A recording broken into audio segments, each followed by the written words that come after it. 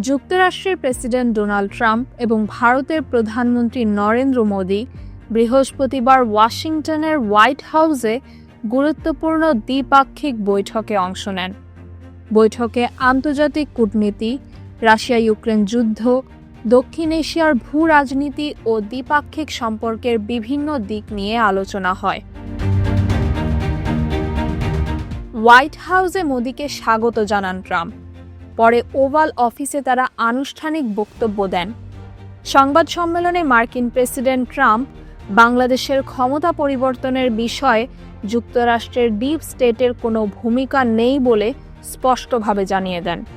তিনি বলেন, বাংলাদেশের সাম্প্রতিক রাজনৈতিক পরিবর্তনের সঙ্গে তাদের কোনো সংশ্লিষ্টতা নেই।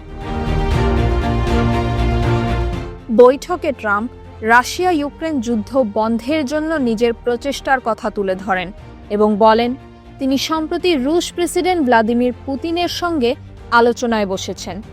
ভারতের প্রধানমন্ত্রী মোদি এ উদ্যোগের প্রশংসা করেন এবং বলেন ভারত সবসময় শান্তির পক্ষে থেকেছে এবং আন্তর্জাতিক সংকট নিরসনে ইতিবাচক ভূমিকা রাখতে চায়।